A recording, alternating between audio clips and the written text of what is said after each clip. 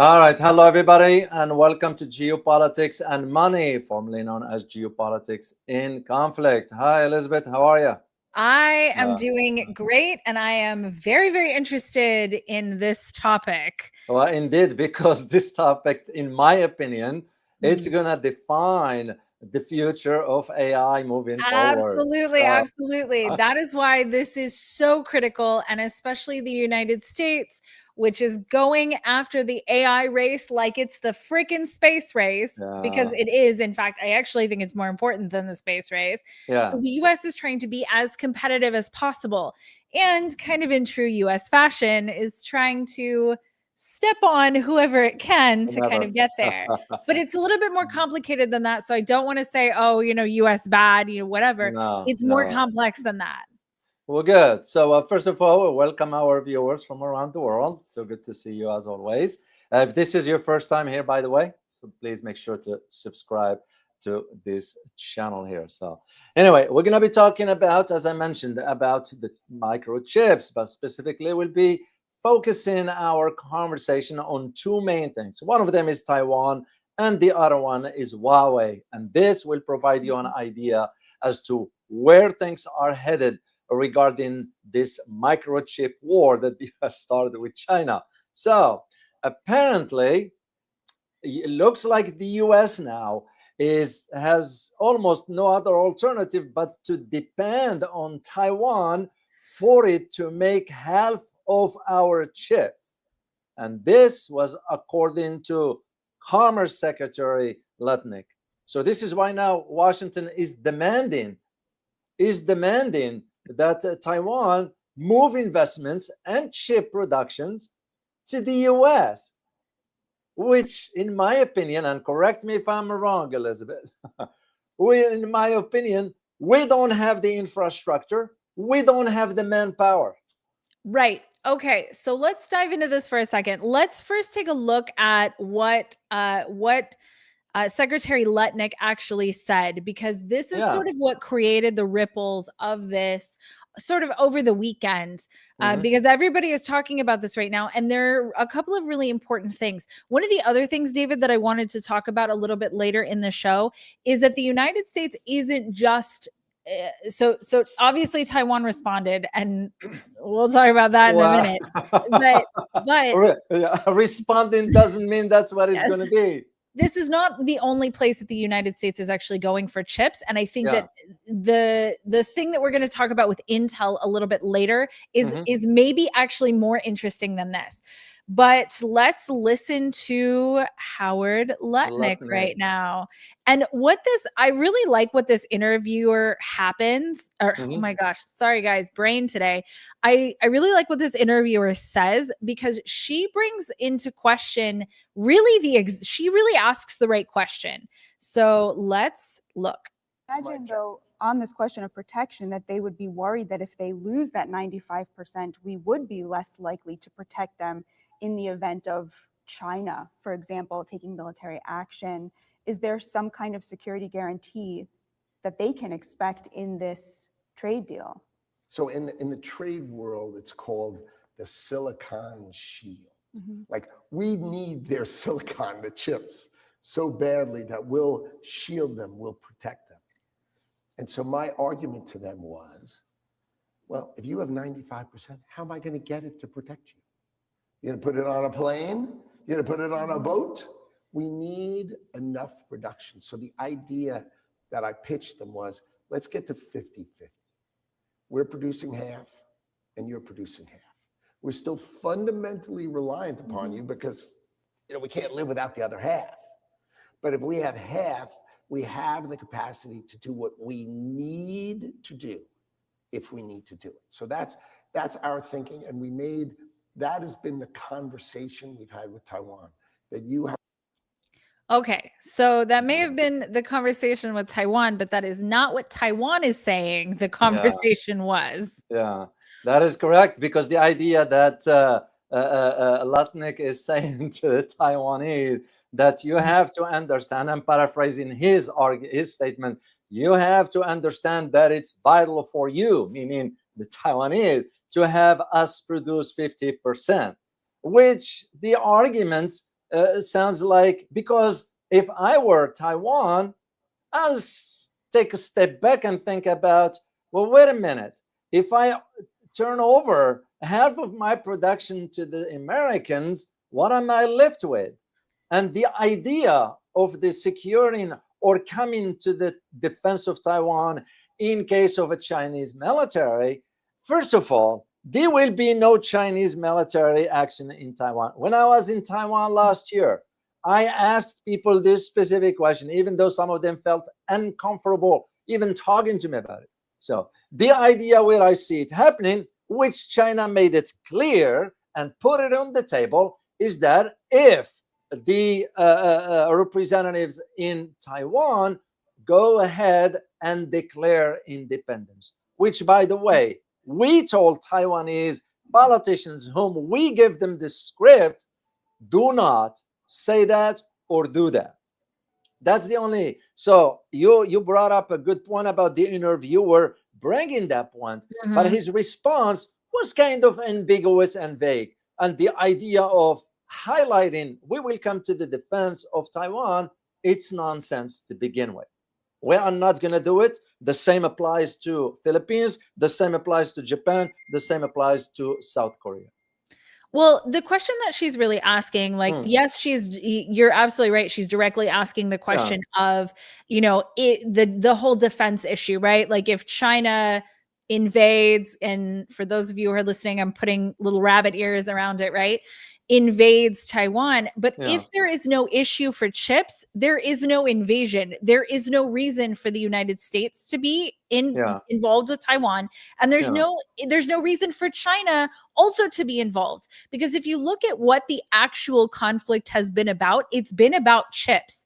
And in a way, I'm actually very grateful that what's happening is that they're dealing with the chip issue head on instead of starting a hot war to deal with the economics, which is what normally happens, right? If we need oil from a country, we need oil stability from a country. I bet you guys can name a whole bunch of them that the United States decided to free with democracy. That's the hallmark. Right, as the hallmark of the U.S. So if the U.S. has wanted something historically, it's gone in, and it's not just the United States, guys. Great Britain did it before, and the French did it before, and the Dutch. So this is sort of the hallmark of an empire. Now, granted, China has the ability to do it differently as it raises into that slot. But as of right now, historically, that's sort of been how it's done. If you look at the colonialization of Africa, for example, that the France, Great Britain went in, took what they wanted basically by force and left. So in a sense, I'm actually very grateful that what they are doing is addressing the chip situation head on. Yeah. But the real question is, if TSMC, for example, because TSMC is sort of really the big dog, if they were, which they already are moving manufacturing, 30% of manufacturing to the United States. So that is already happening. But there are a whole bunch of hurdles that they're running into in Arizona as they're trying to make this plant, which we'll talk about also later. And they're the same ones that we talk about all the time. But what is actually in it for Taiwan? And it's none of this junk of like, well, we'll be able to protect you. Okay, well, from what?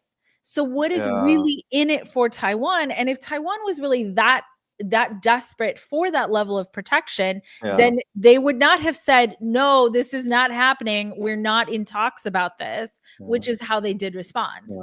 Well, first of all, the Taiwan will lose any leverage left if they turn over half of that production. Second thing is that the American officials have been talking about this for years. This is nothing new like yesterday. We've been talking about it for years as far as the overdependence on Taiwan semiconductor. Well, we've been depending on that. This is exactly where you are seeing right now the idea of the chip makers for Apple and NVIDIA. All of them, it's because TSMC is the main sort of chip maker for those two entities. But the idea when we pushed NVIDIA to cut off the export of certain types of chips to China, the Chinese went ahead and built their own. So when you look at now what Taiwan is thinking of is the idea, which, by the way, those are nothing but statements, till I see with my own eyes right here in the US, a manufacturer that has been brought up that deals with producing microchips. Okay, we have the brain power for it, and we have the capacity to produce. Then I believe it. So what the Taiwanese are doing to the Americans are also giving them a lip service when they said we will pledge about $165 billion sort of as an investment to get this ball rolling as far as ramping up the production of chips in the US. Well, you and I know it's nothing but talks. It ain't gonna happen. It's because when you think about the logistics of it, just the logistics of it, it's a nightmare. That's one. Second, we do not have the brain power for that. A third one has to do with labor laws. Workers from Taiwan coming over to the US ain't gonna be dealing with this nonsense stuff here. That's sorry to say it that way, because that's reality. And this is why the Taiwanese are thinking in terms of, you know what, if we are to move directly with what the Americans are saying, we will lose any leftover leverage, whatever that might be. Even though I do believe it doesn't matter, Taiwan has leverage or not is irrelevant in my opinion. It's because still the fundamental issue regarding the Taiwan, which we are pushing that narrative because we are the one fomenting the ongoing tensions, because we want it to be to persist. This is how we play that kind of checkers with the Chinese. When things heat up, we say to the Chinese, okay, we're gonna back down, and when things are okay, we'll send a congressional delegation and so forth.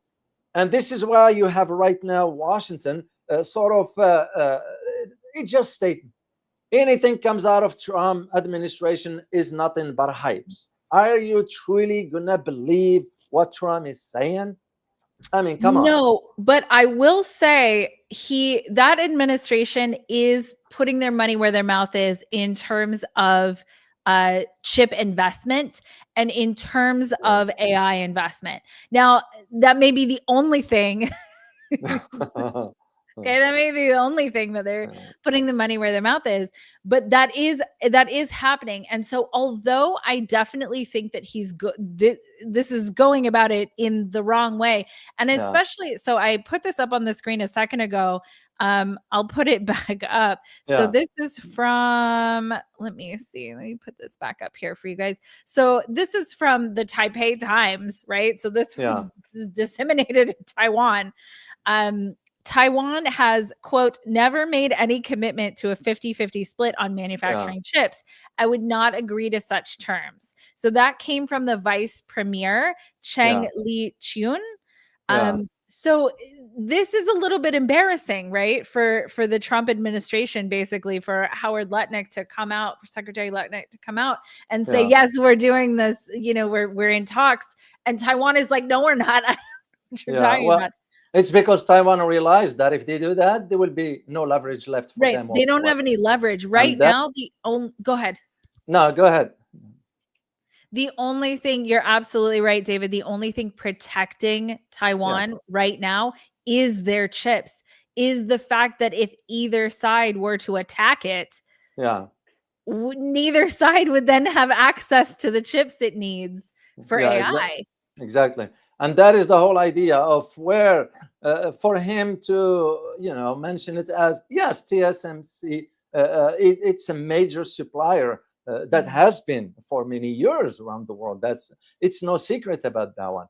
But now when you look at the current sort of the landscape, how it is today, from a technological aspect, there are alternatives. So to the Americans that are saying, well, we're going to have 50% of your production, the Taiwanese politicians, which, as I always say, those are the one being provided with the script from Washington to repeat whatever those talking points are. At some point, this is going to have to end one way or another.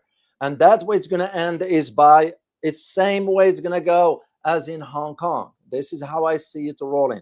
And you look at now Hong Kong. I just passed through Hong Kong on my way back here, and you won't believe the developments, economically speaking, that they've been going through since Hong Kong came back to the mainland under the fold of the mainland. Because one thing I'm going to disclose here for the community, when I was in Taiwan and I walked around, usually when I travel to places like this, I don't stay in a hotel, I go walk around. So I will walk the entire day because I wanted to see. And I was not impressed at all. I'll tell you this, in comparison to the mainland, what I saw, for example, in Guangzhou, what I saw in Shenzhen, what I saw in certain parts of Beijing, in Shanghai, in Nanjing, and all this, even when taking that speed train, and I saw the developments of the infrastructure that is. In Taipei, maybe I was limited to certain areas. That's a possibility. But whatever I saw, I was not impressed for where things are in Taipei. Why? Because I'm left with the question, where is all this profit from this TSMC? Where is it going? That's a great question. That's the same argument I'm making about the incompetent government we have right here, given we are preparing a $20 billion bailout for Argentina at the expense of the average American. So tell me how this is going to serve the interest of the average American. And that's again, why am I bringing this up? To tie it to what Latnik is saying about, well, we're going to have this 50% with, what makes us think that the Taiwan is going to agree to that to begin with?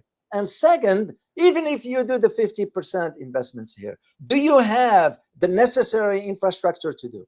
This is why India was saying, oh, we're going to be producing chips by the end of the year. How pathetic and how illusional Modi is, knowing that there is no infrastructure, and India or not, even the US, you know, we have money, whatever, but we don't have the brain power for that. And those microchips are an easy task. I've been reading on this because I wanted to educate myself. And I'm going to share with the community here as to, for example, where Huawei is right now, the developments of the 910C chip. And I have a picture. Let me just share it with the community right here. This is a Huawei microchip that they just developed. And that one, this is challenging NVIDIA's dominance in the AI chip. And this is a powerful chip. It's called the Ascend series. You know, I read up on it. They have now going to be working on 910D. So this is the most variant of its AI chip. The 910C is being now mass shipped to consumers inside China. So even though where the difference is regarding this one versus what's produced by NVIDIA or in Taiwan, despite using the 7 nanometers process from the Chinese SMIC, even though it's a little bit behind NVIDIA, it's moving forward. I'm not talking about today. I'm talking about the next year. I'm talking about the next 5 years. Because by then, China will completely be self-reliant on microchips. Well, and I think what you just said is what the game is. Exactly. Taiwan knows the position that it's in. Taiwan knows that neither China nor the United States wants to rely on it anymore. It's not in a good location for the United States, and it is not fully under the control of China, right? So it's neither. It's kind of stuck in the middle. And it knows that is the position that it's in. And I think you made a really spot on comment with where all the profits from TSMC and all the chip manufacturers, where is that profit being reinvested back into the Taiwanese people? I agree with you because I didn't see that. Because once again, this is not about promoting whatever. This is about providing facts, because this is what we do in this channel here. So when again, I'll give the example when I was in China, once again, watching, because I see where things are, the infrastructure. And I did my own research to find out how did China want about investing all this. That was from the surplus they had from last year. Instead of taking that money and go and open a military base elsewhere in the world, they said, no, we're going to take that money and reinvest it right here at home by increase. I don't know if you were aware of the highest bridge, Elizabeth, that China just sort of inaugurated on Sunday. This is the highest bridge. It cut down traffic time from 2 hours to 2 minutes. Oh, cool. And you know when they started this? About 3 years ago. 3 years ago. And here it is. I mean, tell me if some infrastructure will not make you happy. You know, we live where we live. And if I have to go to Houston, it takes me 4 hours one way by car. That means 8 hours out of my day, it's lost on a road instead of having a speechman like this. The same argument I will make about the chips manufacturing moving forward. So you're right about TSMC. Where does it invest all that profit? And again, I was not impressed when I was in Taipei, seeing where things are and the infrastructure the way it is. I wasn't impressed at all. Yeah, I think really because it's a large corporation, just like all the others, right? So it's not standing up for TSMC because I'm not somebody who's going to stand up for any large corporation, quite frankly. That's just not going to happen. And so it's not like, wow, they're like such good guys. We just can't, you know, US good, TSMC bad. It's not like that. And TSMC, I mean, they're a company. They want to sell their chips to the United States and to China. I actually did a very interesting show that is coming out in the next week about Singapore, because Singapore is actually investing in both the United States chip manufacturing and China's chip manufacturing through their sovereign wealth fund, which is so interesting because Singapore is literally playing both sides, which happens in every conflict. It happens everywhere. The big money is funding both sides. So this is more complicated than the either government, than the media is making it look. There are a lot of players that we don't even know exist, that you guys don't know exist because they're not talking about it anywhere.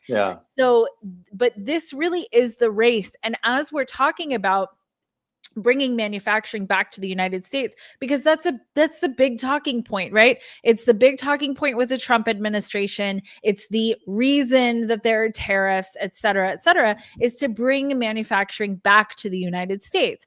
And the benefit for companies like TSMC for investing in the United States is they wouldn't have to pay the 20% tariff that is currently on Taiwan, on their microchips, et cetera, right? So there is incentive for them to bring manufacturing back to the United States. And if it really is in their best interest, they're going to do it. The problem, like you said, which we've said this over and over again, this is not rocket science. The problems are that we don't have the labor force for it. Arizona was an interesting choice because Arizona is dry. Where are they going to get the water for manufacturing? They have to ship that in. And so there are a whole bunch of issues around the factory that they did invest billions. I think it was like they invested like 60 billion. And over the course of the project, they're supposed to invest, I think, 165 billion or something like that into this factory. But the factory isn't up and running. The factory is not running at this moment, and it was supposed to start running last year, and as of this moment it's still not running. So the issues that they're running into, I don't actually see the Trump administration dealing with those issues. One is a skilled labor force that is certainly not being addressed by anybody. Well, the education problems here, so we all know how it is. And Mr. Trump is for Trump. Trump is making himself and his family rich and using the White House for selling his products. This is what has become of American politics. You know, that just, it's sad reality. I'm not. You look at now what's going on in Portland, what's going on in Tennessee with the deployments over the military. You know, it's flat out scary as to where things are headed in this country. No, that's flat out scary. That's flat out scary. It is scary. It is scary because we are descending into a police state. I'm here to tell you. Right. I'm seeing the signs. We're descending into that. Between now and the end of his term, if you know, I noticed one picture. He had a baseball cap hat, rather, on the desk. You know what it says on it? Trump 2028. Makes you Ooh. just think. Yeah, no, I Wonder. know. I know Wonder. that there was No. like a whole thing that was Yeah. like no kings, because I know. that's the whole point, is you serve your terms and then you're You move done, you're on. Yeah. out. But he is so unpopular right now. I cannot imagine people are going to. Well, I tell you, I read a report coming out of Midwest regarding how pissed the farmers are, you know, because Yeah. of this prepared $20 billion to Argentina. One of the key things that's going to benefit Argentina, assuming these things move forward, is the soybean production in Argentina, not the US, because the farmers in the US are locked out because of the tariffs against China. China usually used to buy soy from China, saying, sure, we're not going to buy the pork, we're not going to buy the soy, we're not going to buy wheat, we're not going to buy certain agricultural things. We'll go elsewhere. And second thing is, why the heck are you taking 20 billions out of tax dollars when we are broke? That's one. Second, average citizen, you know, having a hard time making ends meet by the end of the month. Okay. So yeah, let's bring it up. Why not? Absolutely. Okay. So this is something I had planned to do an entire other show on, guys. So this is also coming. So right now, one of the most important, or one of the most not only important but interesting things that I have noticed over the last, I don't know, 6 months or less, is the Trump administration is sort of like dropping little hints, and they stopped talking about it for a little while. But the reality is that the Trump administration is not quiet on this. They're devaluing the US dollar on purpose. That is happening on purpose. And the reason is because we are not competitive in the world. There's a big reason that the world does not buy our goods. And that reason is because they're too expensive for the rest of the world. They're quite frankly even too expensive for people here in the United States to buy. So China has done a very interesting thing, and I'm getting like goosebumps, because this is like mission critical information for, I think, everyone to know, because people are really surprised that the dollar has decreased in value by 10% since the beginning of this year. Okay. Wow. This is not like it decreased 10% in value over the last, 10 years or whatever. No, since the beginning of this year. So the dollar is losing purchasing power across the globe at a rapid rate. But Scott Bessent talked about it. Donald Trump himself talked about it. They're trying to make a weaker dollar so that the United States is more competitive for manufacturing abroad. Okay, well, so there's a problem there. The problem is that in the interim, that is a very painful transition. With China, when they kept their valuation low for their currency, they were coming up and then just kept it down. Here in the United States, it's coming down. So it's a painful process. In China, it was not valued higher during the lifetime of the people who are there right now. Yeah. And so they don't feel the pain of it. They feel the rising that is happening for them. Here in the United States, it's the opposite. But people are talking about it like, oh, I don't know how this is happening. It's happening on purpose. Yeah. Now, in the long term, that may make us more competitive globally for goods, because if you do bring manufacturing back to the United States, which is what Donald Trump is talking about, the big question is, how do you make it competitive? How do you make the things that the United States produces sellable to the rest of the world? But you're not going to sell a $2,000 cell phone to the rest of the world. They can't buy that. And so you're not going to sell, a $80 t-shirt to the rest of the world. The rest of the world can't buy an $80 t-shirt. But if it's manufactured here in the United States, that's what it is. That's what it costs to make a t-shirt, right? Not a t-shirt, but maybe a sweatshirt. But you get my point.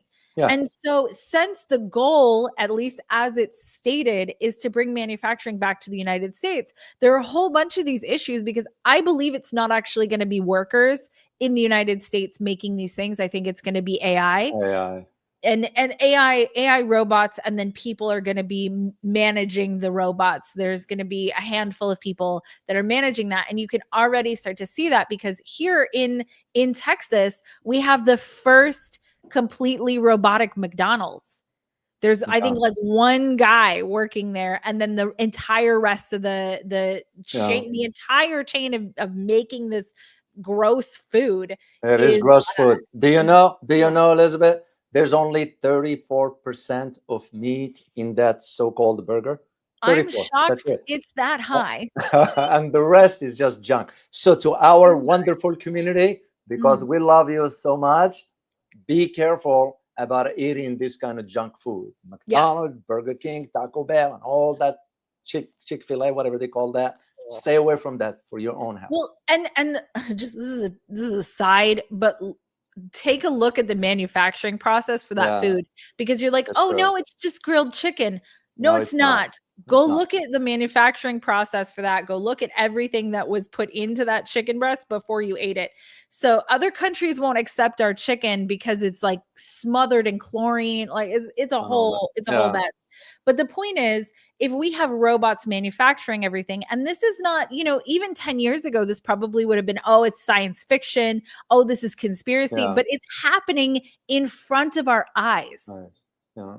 That is correct. So I want to go back, if you don't mind. I want to go back to this 910C chip, because I am seeing the evolution and a revolution that is now creating when NVIDIA is realizing that soon. When I say soon, I am referring to 2 to 3 year time frame. Here is the thing. Here is what exactly Huawei is thinking about. The future chips based on this 910C, because they're going to develop other models, and the Ascent, which is the umbrella product, and from there they have different. The Ascent 950 and 960 are already slated for release in 2026 and 2027 respectively, with about 970 planned for 2028. And all this, why am I bringing this up? Because you're going to move from the development of this type to the development of the one that is going to be specifically for AI. Well, and that in itself will give you an idea about the high performance of this Ascent 910 series. And can you imagine when it's going to reach the 950 and 960? Because it's going to become the alternative to NVIDIA AI chips within China. So the thing for this particular, I delved into this. I spent some time reading the characteristics of the microchips, and how it was fascinating to see, first of all, how fast they moved with it. Huawei, that is, the amount of investments they put in it, not in the billions and billions. No. There were a few millions, but also the brain power they had up to that. And because the architecture of this particular chips is like a dual chiplet design, which is basically what? It combines the Ascent 910B and 910C processors. So, and this will be produced, of course, by the SMIG using the N+2 nanometer process. They're gonna move it up into a smaller, like what they have at TSMC. So the other thing that's worth for our community to know is that the performance of these particular chips, we're talking about the ones that's going to be developed for the AI, because the AI models in China will be a little bit more advanced than the one we have here, to my knowledge here, because I asked people in this domain. So here is the thing that I need you to know. The performance for these particular chips is that it will deliver a powerful AI capabilities. So even though some have suggested in the West, it will have just a lower peak performance compared to NVIDIA H100. Those are specific type of chips NVIDIA produces, But we're talking about the next 2 or 3 years. Of course, Huawei is going to sort of enhance the performance of those chips. The key to it is that the power efficiency of it. because this particular chips is going to offer a good power efficiency rated at approximately 1.3 teraflops per watt, according to one source. And that gives you an idea of, to go back to our original question at the beginning, what Litnik was saying about we wanted the 50% of the SMTC chips in America, but do we have the tools to do that? Do we have the infrastructure, and do we have the manpower? So we don't, but here's what the United States does have, because I want to make sure we like take a look at both sides. What the United States does have is a massive amount of investment and a massive amount of interest in ensuring AI dominance. Okay. So this is not like a moon landing situation. Okay. In case anybody knows, I am very convinced that the moon landing that everybody saw was very fake. Okay. There's so many things. It's like unquestionable at this point, right? But at that point, the Russians were very far ahead of the United States in space technology. Space domain, yeah. Yeah. Here, the United States, one of the biggest exports that we do have is technology, not physical technology, but the development of technology. So even though we had DeepSeek, there is a lot of indication that DeepSeek was built off of OpenAI, right? So we did start with it. That doesn't mean that the United States is going to stay on top forever. Okay. I really want to be clear. I don't know that.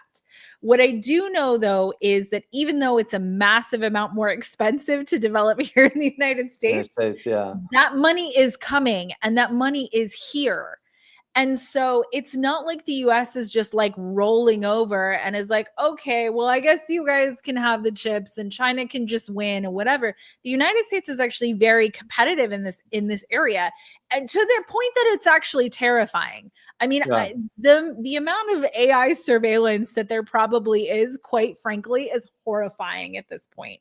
There was an artificial intelligence, there was an AI actress in a TV show that people who were watching it didn't know was AI. Yeah. Okay. That's scary.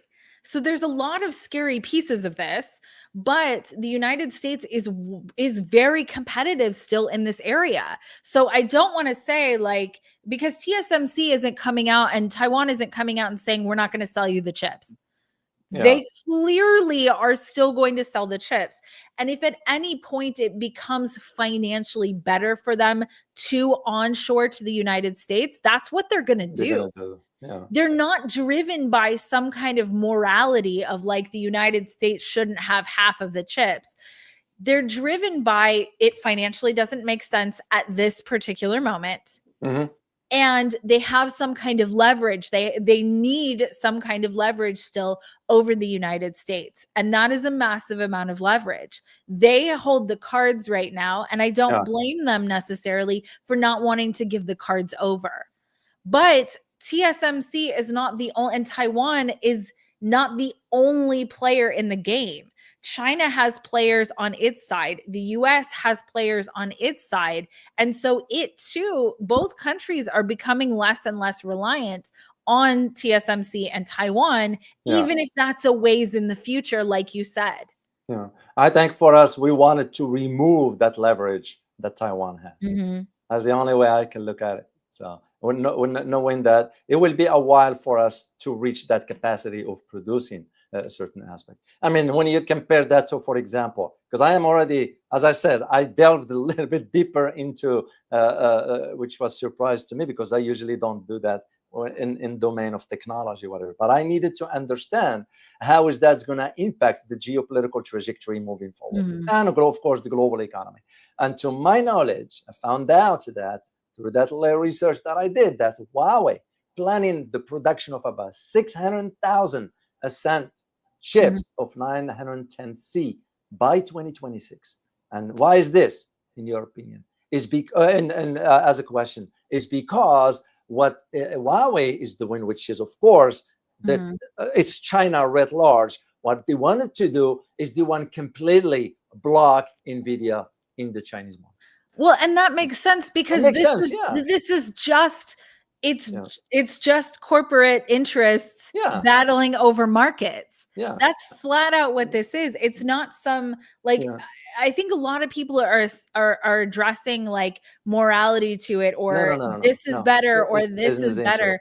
In this case, this is flat out corporate interests who are going full speed on something that they should, quite frankly, probably take a breath and slow down with. But instead, they're going full speed ahead because the competition is real. The competition is there. So I wanted to share this, David, to your point. I wanted to share this because this is something that was talked about a little bit, but quite frankly, probably should be talked about more. Yeah. So the US government is basically taking a 10% ownership stake in Intel. Okay. That's freaking huge. Huge, yeah. So the US government in the past has obviously had stakes in corporations, in large corporations. But it hasn't really been publicized. It hasn't really been talked about. So it says the Trump administration won't get a board seat and is sent to serve as a passive investor. What 10% investor, 9.9%, but what 10% investor is a completely passive investor? Yeah, it's not. It's not. This is exactly the same argument I can make about the TikTok. Mm-hmm. And TikTok is kind of, if you understand where things are headed with TikTok, you will think, oh, is this what the whole idea of moving forward with this? Like, yes, where are they going with that? And the idea of that is because we wanted to ensure that TikTok will fall in the hand of an American billionaire.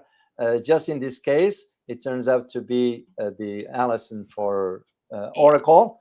And it was, by the way, it was a leaked email from the CEO, which she said, we want to have to increase the love for Israel through TikTok. So I was like, ouch. Yeah. Ouch. So we don't know what it means. So just to your point, when you have... I have a whole thing to say about that. Maybe we'll do that at some point. Yeah. Your point about the 10% stake in Intel, which, by the way, Intel is right here in state of Texas. That's where it's headquartered. And the idea of where this is going to go, and that's what I'm saying, the idea. It was a great article, by the way, by Emiko Matsui. So I'm going to share it with the community regarding this AI chip aspects of it, if you guys want to read it later on. That's part of what I read about where Huawei is as far as development. And the idea is that, so because China is dealing now currently with NVIDIA chip risk tensions, we're going through that. So the US at the same time, this is why they pitch in this 50% idea to TSMC. So what the US is trying to do is trying to sort of make another dedicated AI processor for its Chinese customers. So, however, the Chinese are pushing back by saying, you know what, we see a danger in being tracked by the Americans using those chips. Yeah. Yes. Because we used to say the same argument. Yes. So the Chinese are playing the same game. All right. Right. But on the other hand, do you know that Huawei is moving forward with this sort of chips or software in this ecosystem? That is because what they're going to do is they're going to sort of now increase the recruitments of the developers within China. This is why the universities focusing. You get the university, like, for example, to my knowledge, of Tsinghua in Beijing. And this is where one of the top, I kept his picture for a reason. His name is Sang-Chu Chu. He's the one of the top. He was the top AI guy here in the United States. He's been here for almost 30 years. He just left and went back to China, and he holds now a position at the computer science departments at Tsinghua University, one of the top in this particular aspect. So that tells me right there where they are moving forward, because China understands where the challenges are coming, and they are planning ahead by supporting Huawei in succeeding in this endeavor. So will China dump money into Huawei in support of this? I won't be surprised. And why Oh, not? sure. And it's a Chinese company, Huawei. It's a Chinese company. So if the Chinese government wants to do this, they're going to do it. But suffice it to say, when you think about even for what took place with TikTok, which I was one of those arguing against the sale of TikTok, because you know what's going to happen with it. Now it's a foregone conclusion. Yeah. So it becomes the question of the challenges that lies ahead. So, and what Huawei, in my opinion, and also in addition to the article content, I couldn't agree more. It will face some sort of type of challenges moving forward, and this one has to do with the raw chips performance. That is where I see. But nonetheless, they will overcome that, because China's relations with certain parts of the world where this raw material is. You think about Africa, you think about Latin America, even Australia itself, with the visit of Albo in 2-3 months ago, when he went to China, because he was behind closed doors, a pivot, because he's realizing where Australia is going. Australia is going down anyway. Right. That's to me where part of that challenge, but China will overcome that. So that's how I see it. I mean, they'll overcome it because it's in their best interest to overcome it. Indeed. And I also, the United States is doing a lot very badly right now. It just flat out, unfortunately, it is. What I will say about this is, though, that U.S. policymakers, number one, they're not doing a good job. Okay, so that being said, they don't have a lot of good choices. Yeah. The economy that we have right now is in trouble in so many very critical ways. Yeah. The Trump administration helped put us in this spot during his first term, but now, and the Biden administration made it worse, but Obama made it worse. I mean, all of this has been Richard Nixon took us off the gold standard. I mean, this goes back a long, long time of very, very bad economic policy that's led us to where we are right now. But I don't know that there's any easy answers necessarily for the United States in terms of how do we pick our economy back up? How do we pick ourselves back up out of this like massive, massive trap? So I don't necessarily know what the answer is. So I can sit there and say, you guys are doing it wrong. And I can see you're doing it wrong because things are getting worse. Yeah. But I don't know what the solution is for that. And so I have some suggestions. Okay. Yeah. You'll start, first of all, with term limits in Congress. Let's start with that.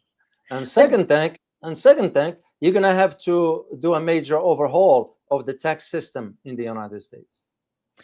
Well, even if so let me look up the US debt clock, because the US debt is probably, I don't know if it's the biggest issue we face, but it's really quite frankly one of them. One of the issues. Yes. And the third thing is I will cut down all the military bases around the world. Well, so here's sort of the problem with that. Right now, let me add this to the stage really quick. And I want to bring your attention to, so here's our lovely national debt. If you guys know, our government is shut down at this particular moment. But look at this debt per citizen and debt per taxpayer. So the U.S. national debt is $324,000 per taxpayer. There is no way that a taxpayer is going to pay that off. Most people don't make that in a decade. So they're not going to pay this number right here off. So when we're looking at the issues, I don't think that it's the right thing for the United States to be demanding that Taiwan, and he wasn't demanding, right? He was just more or less, I think, overly confidently saying that, they wanted 50% of manufacturing of chips here. Yeah. But I don't think that's the wrong direction. And I know I'm going to get hate in the comments because our comment section really doesn't like the United States for good reason, okay? But you also have to say it would actually be in the US's best interest to have that much of chip production here in the United States. Yeah. It would actually be in the US's best interest to do that.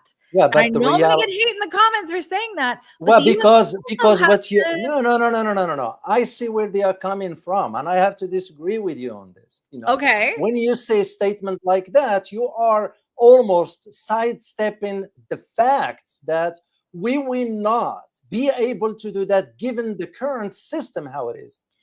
It's because the government is so damn corrupted.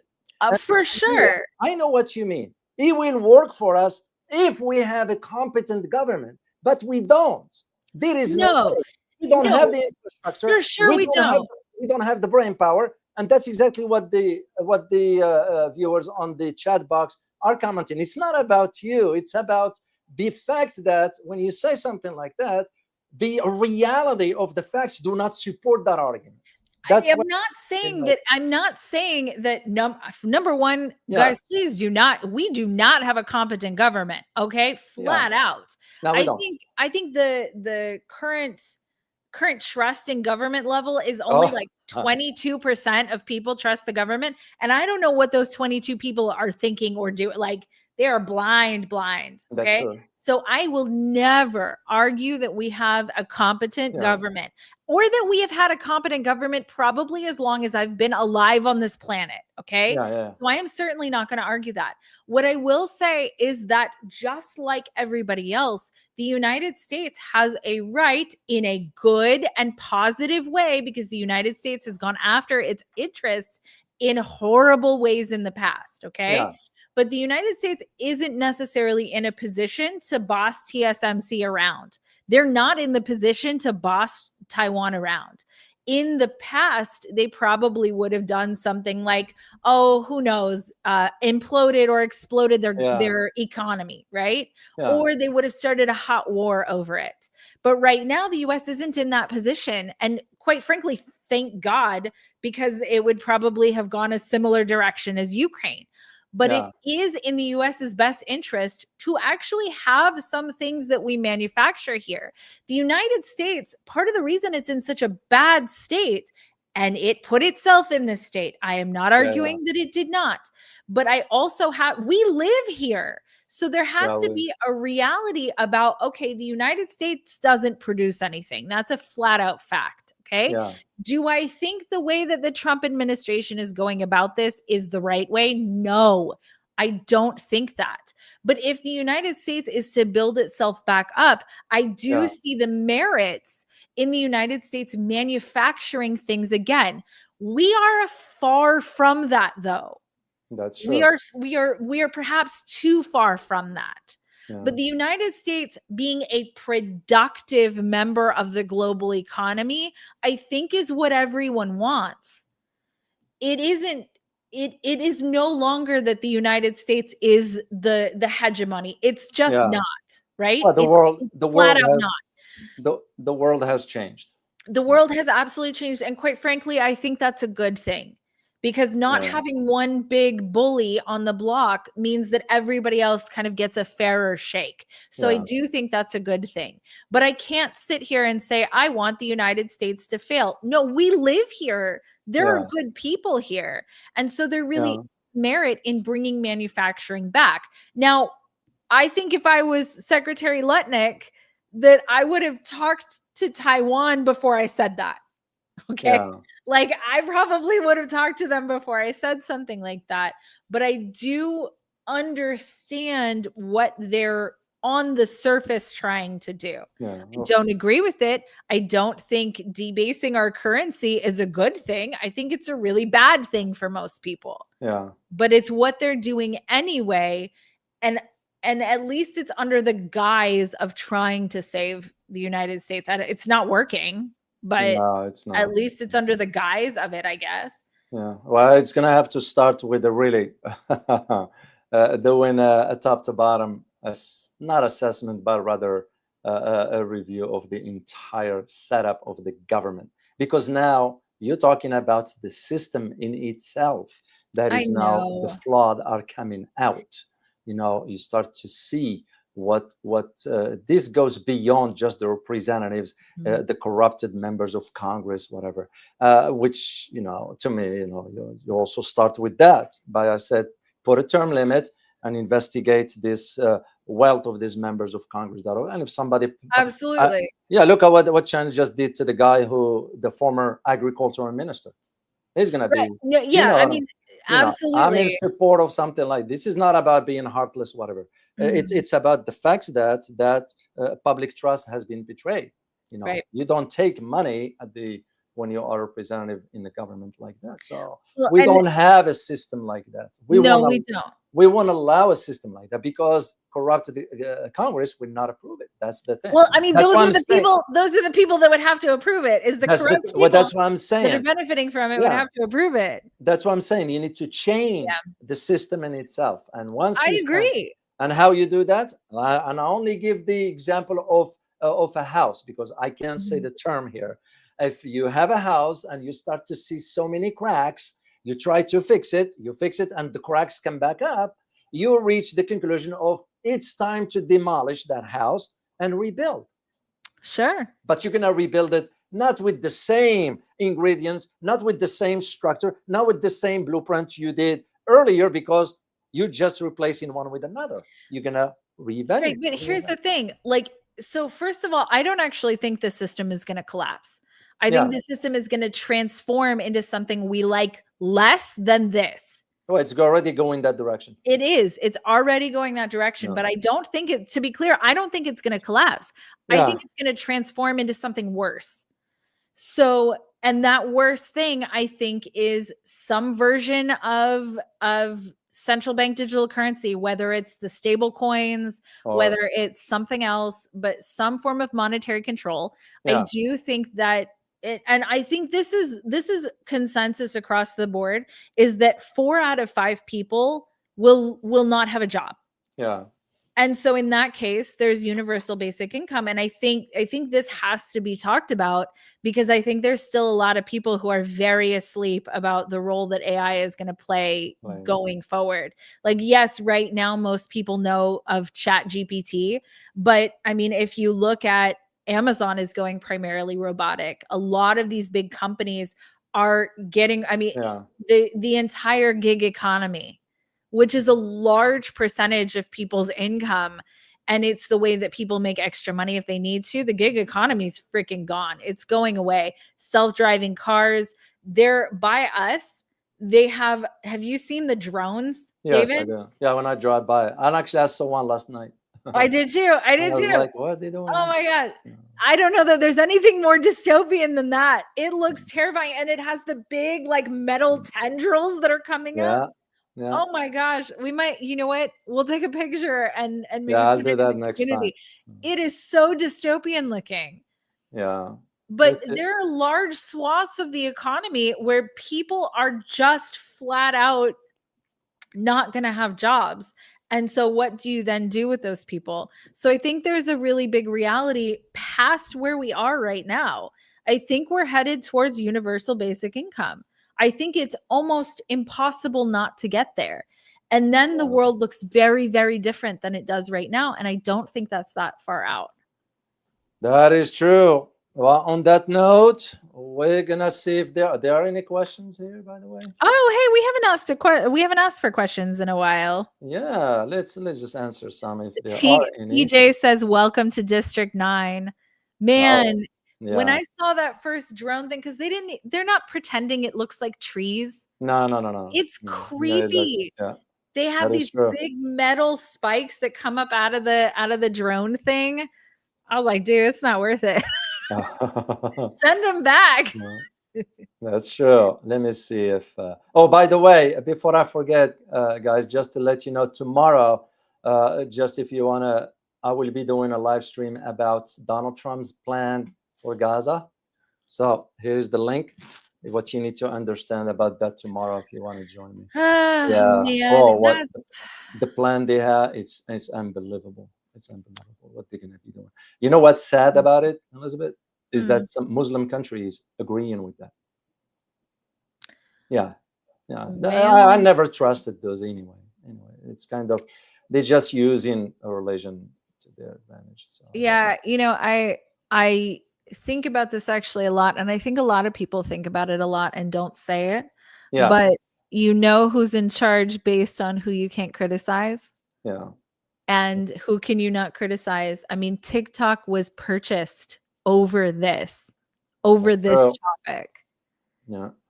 And I wish I can find the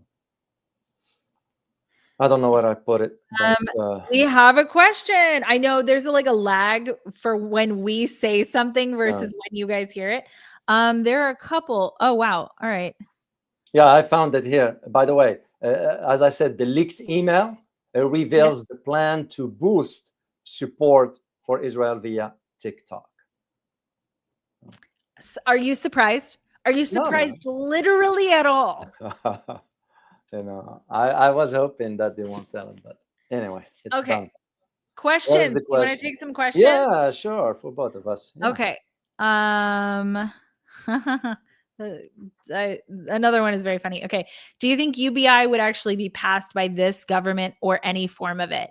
And TJ, I also see that you more or less asked that same question. Yeah. If they're willing to not tax the rich. Okay. Do you want to go at this first? You go ahead. You go ahead. Okay. First of all, I would like to speak to taxing the rich because that's flat out not going to happen. Okay. Yeah, the rich are ready. There are two things about the wealthy. The first thing about the wealthy is that they are the most mobile individuals on the planet. Do you think that if they are taxed heavily, they're going to stay here in the United States? There is the largest mass migration in recorded history of multimillionaires than there has ever been, mostly out of Great Britain. There's a ton of them leaving England, the UK, and out of the United States. So the rich flat out are not going to get taxed more. That's just not going to happen. Okay. So even if we tax the rich, okay, the rich would not even close to touch our debt. It's just not even there. And the United States is running a massive deficit. So we're adding $1 trillion basically every 100 days. Even if you taxed all the wealthiest people's money, even if you taxed every dollar that they had, it would not come close to the deficit that we're running. Okay. It is impossible. So this whole thing about taxing the rich, unfortunately, I think is just it's a distraction, right? Yeah. It's a distraction away from what the actual problem is. And I feel very similarly about the tariffs because the tariffs have brought in, I think it's like $200 billion. Okay, well, when the government is running trillions in deficit, right? This is not just the debt that we have, but it's the actual deficit. We're paying about $1 trillion in servicing the debt every year. So $200 billion, which is mostly being paid by US taxpayers at this particular moment, that's what the data says, is that it's primarily being paid by Americans. Okay. That is not arguable. That is just what's happening. That doesn't mean that'll happen forever, but right this second, that's what's happening. Okay. So that is just not an option. Now, there will always be wealthy people. Right now, the dollar is in a massive debasement state. Like I said, it is being worth less. It's less and less and less and less valuable. Now, there are a couple of reasons for that. The first reason is that we money printed like nobody's freaking business. This is not, and there's a reason why the Fed is not, so, Fed raising interest rates didn't change what you pay at the grocery store, right? Because that's not if this was over bank lending, like if banks had just lended out a ton of money and that's why we have this surplus of money because banks create money through loans, if that's the reason, then that may have worked, but that's not what's happened here. What's happened is we've printed mass amounts of money, and so there's just more money competing for the same goods and services. Okay. Combine that with artificial intelligence. And the reality is that artificial intelligence is probably going to take 4 out of every 5 jobs. That means that 4 out of every 5 people are not going to have a way to pay for anything. And that is a massive problem, because I think that the stat is you're 9 meals away from revolution. So if your populace doesn't eat for 3 days, you have a revolution on your hands. So I don't think that there's any possibility that we don't have UBI. I don't want UBI. I think it's a terrible idea, and I think it's a terrible future. But I don't see a future where we don't have some version of universal basic income, because you can't have 4 out of every 5 people not making any money. There's no way that they're going to live. And then who's going to buy the stuff?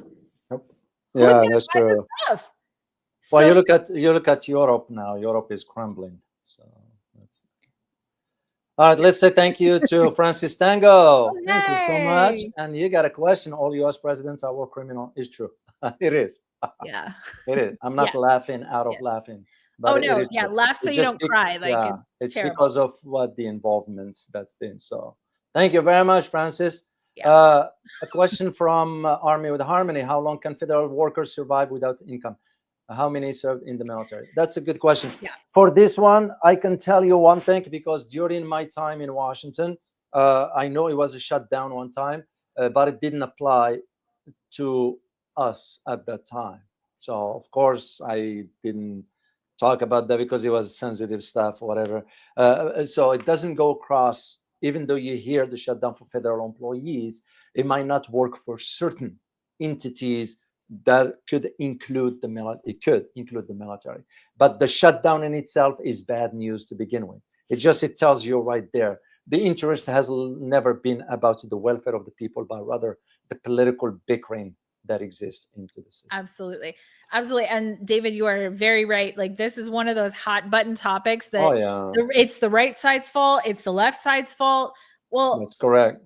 It's the fault of everybody before us that has created the budget deficit that we have. This isn't one president's problem. This isn't one party's problem. It's everyone's problem. And you're absolutely right. Notice they didn't take that out of the defense budget.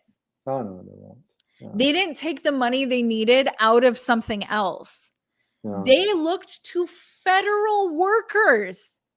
Yeah, and that's why I didn't understand this $20 billion for Argentina.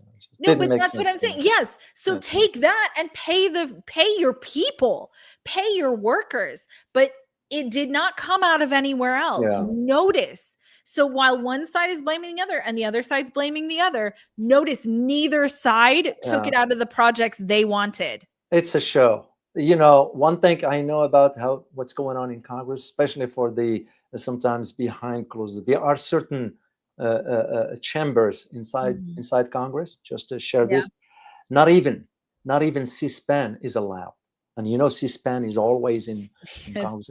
There are certain that's not even C-SPAN, and especially when you go, for example, to the Sub-Intelligence Committee, when you go, the doors and the glass will turn a different color. You won't be able to see. You won't be able to hear. Soundproof and all that stuff. And that's usually where the deals are made between the both parties.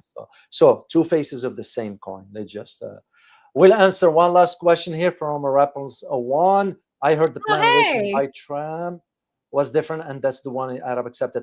That is very different. That is correct. That's why what Trump said versus what the reality is, and that's something I will address tomorrow in detail, because it's kind of I was in the Middle East. You kind of understand how the dynamics work with those countries. Makes you just wonder now why the sudden eruptions of violent demonstrations in Morocco, why the all of a sudden the movement of the U.S. Armored vehicle to Qatar, and all this will put things in in perspective for you. So I will be addressing that tomorrow. But you are absolutely correct. The plan that Trump was talking about versus what Netanyahu wants are completely different, or the version that the Arabs leader, the Arabs so-called leader, they're not leaders, they're puppets, they've been provided to back then is different from what it is. So that's the... Anyway, by the way, guys, make sure to support the channel on Patreon when you get a chance. And we also, just to remind you, hit the like button and subscribe if you have not done so. We'd greatly appreciate it. We look forward to seeing you next time. All right? You take care. Bye-bye.